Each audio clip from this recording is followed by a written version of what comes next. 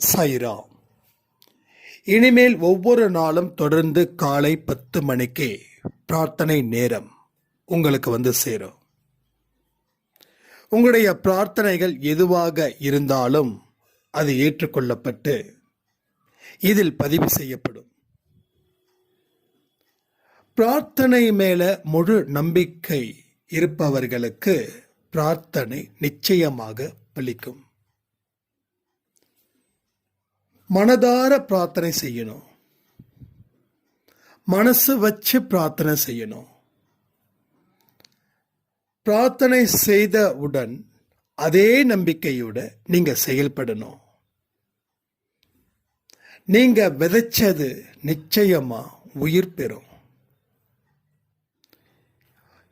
ஒவ்வொரு நொடி பொழுதும் உங்க பிரச்சனைகள் கடவுளால் பார்த்து பரிசீலிக்கப்பட்டு அதற்கு உரிய முறைகளை வகுத்து உங்களுக்கு என்ன இப்போதைக்கு தேவை இருக்குதோ அதை அவர் கொடுத்து பின் உங்களுக்கு வரும் நாட்களில் உங்களுடைய ஒட்டுமொத்த பிரச்சனைகளையும் பிரார்த்தனைகள் மூலமாக அவர் நிறைவு செய்வார்.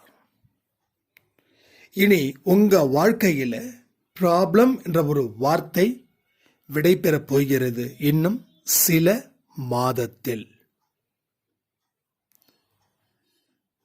பொதுவா ஒரு பிரார்த்தனை செய்யும் போது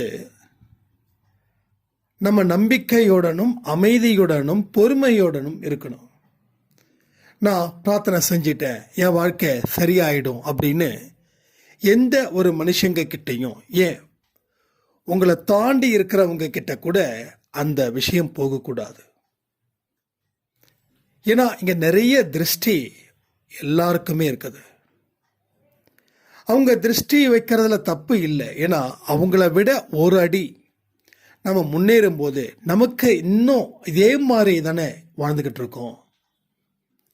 நம்மளால மட்டும் ஏன் எதையுமே செய்ய முடியல, அவங்களால மட்டும் நல்லாவே செய்ய முடியுது அப்படின்ற மாதிரியான ஒரு பொறாமைய உங்க மேல வைப்பாங்க. அவங்க வைக்கிறது தப்புன்னு நான் சொல்லவே மாட்டேன். ஏன்னா அவங்க சூழ்நிலையில இருந்து அவங்க பார்க்குறாங்க. உங்களை விட அவங்க 10 மடங்கு நல்லா வாழ்ந்தாங்கன்னா உங்களை வாழ்த்துவாங்க. ஆனா உங்களை விட அவங்க 10 மடங்கு கீழே இருந்தாங்கன்னா உங்க மேல பொறாமைப்படுவாங்க. அதனால எந்த ஒரு விஷயமும் உங்களை தாண்டி வேற ஒருவருக்கும் போகாமல் பார்த்து கொள்ள வேண்டும். அதே போல உங்களுக்கு வைக்கக்கூடிய பிரார்த்தனைக்கு மட்டும் நீங்க பிரார்த்தனை பண்ணாம மற்றவர்களுக்காகவும் நீங்க பிரார்த்தனை செய்ய வேண்டும். இந்த மாதிரி பிரார்த்தனைகளை நம்ம ஸ்ட்ராங் பண்ணும் பொழுது நம்ம உள்ளத்தில் நம்பிக்கையும் மகிழ்ச்சியும் ஏற்படும். இன்னைக்கு பிரார்த்தனை பெருசா ஒன்றும் வைக்கல. ஏன்னா நேற்று நைட்டு கொடுத்த வீடியோஸ்ல கமெண்ட் செக்ஷன்ல யாரும் கமெண்ட் பண்ணல. அதனால இதை பொதுவான பிரார்த்தனையாக ஏற்றுக்கொள்ளப்படுகிறது. இன்னைக்கு நாட்டில் நடக்கக்கூடிய பிரச்சனைகளில் ஒன்று குடிபோதை. இந்த போதையினால மனிதன் அழிவை தேடுகிறான். யாரெல்லாம் போதையில் இருக்கிறாங்களோ அவர்களுக்கான பிரார்த்தனை என்ன தெரியுமா? சாயப்பா, அவர்களை திருத்து, அவர்களை வாழ்க்கையில் நல்ல செயல்களை செய்யும்படி வாழவிடு. உங்க வீட்டில் கணவர் குடிக்கிறாருன்னா நீங்க இந்த மாதிரி பிரார்த்தனை பண்ணுங்க. இவர் எனது கணவர் இல்லை, உன்னோட குழந்தை. உன் குழந்தை குடிச்சு வீட்டில் இருக்கக்கூடிய பொறுப்புகளை ஏத்துக்காம எங்களையும் எங்களை சுற்றி இருக்கிறவர்களையும் கடும் மன உளைச்சலுக்கு ஆளாக்கி இருக்கிறாரு. அதனால என்னுடைய கணவரை திருத்தும் பணி உன்னுடையது. நான் பொறுமையோடு காத்திருக்கிற, நான் நம்பிக்கையோடு வாழுற என் கணவரை நீ திருத்த வேண்டும். யாரெல்லாம் குடிக்கிறாங்களோ அவங்களுடைய மனதில் நீ போய் பேசு. அவங்களுடைய அறிவில் போய் பேசு. அவங்களுக்கு நல்ல யோசனையும் ஆலோசனையும் வழங்கு. குடிப்பது தவறு என்று உணர்த்து. எங்களை காக்கும் தெய்வமே, உன்னை விட்டால் வேறு ஒருவரும் எங்களை காப்பாற்ற முடியாது. அதனால் எனது கணவரை உன் பிடியில் வைக்கிறேன். உன்னுடைய சக்தி அளவில்லாதது. உன்னுடைய சக்தியினால் நிச்சயமாக என் கணவர் திருந்துவார் என்ற நம்பிக்கை எனக்கு இருக்கிறது. அடுத்தது கடன் பிரச்சனை.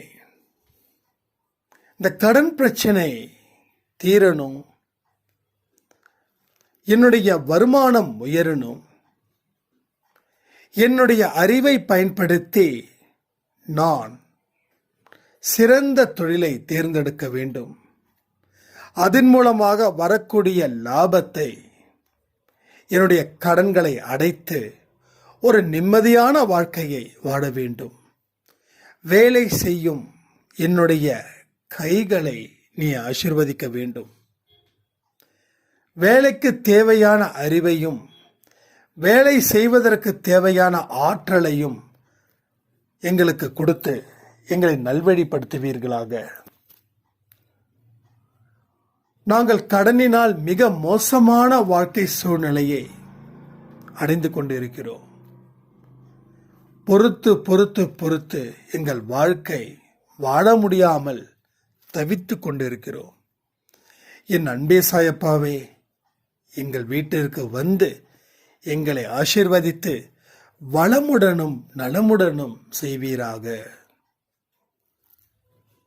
அடுத்தது பிள்ளைகளுக்காக.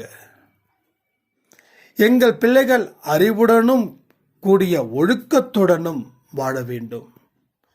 எங்கள் பிள்ளைகள் எங்கள் குடும்பத்திற்கு பெருமை சேர்க்க வேண்டும். நல்லவர்களாக வாழ வேண்டும். எங்களையும் எங்களை சுற்றி இருக்கிறவர்கள் மேலும் அன்பும் அக்கறையுடனும் இருக்க வேண்டும். அவர்கள் தப்பான வழிகள் செல்லாமல் நல்ல வழிகள் செல்வதற்கு நீங்களே அவங்களுக்கு ஆசீர்வாதத்தை கொடுக்க வேண்டும். வாழ்வில் அவர்களுடைய துன்பங்கள் அத்தனையும் ஒரு அனுபவ பாடமாக எடுத்து அவர்கள் வாழ்க்கையில் நல்லதை நடக்க வேண்டும். அதை உங்களிடம் ஒப்படைக்கிறோம். என் அன்பிற்குரிய தெய்வமே, இந்த 3 விஷயத்தையும் உங்கள் முன் நாங்கள் வைத்து விட்டோம்.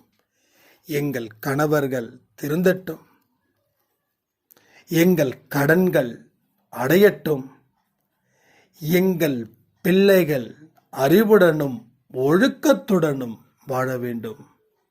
அன்பேசாய் குடும்பம் என்றும் எப்பொழுதும் எப்பொழுதும் நல்லவைகளே பார்க்கட்டும், நல்லவைகளே கேட்கட்டும், நல்லவைகளே செய்யட்டும் சொல்லி இந்த பிரார்த்தனை நேரத்தை நாங்கள் முடிக்கிறோம். எங்கள் பிரார்த்தனையை நீங்கள் ஏற்றுக்கொள்வதற்கு நன்றி, நன்றி, நன்றி.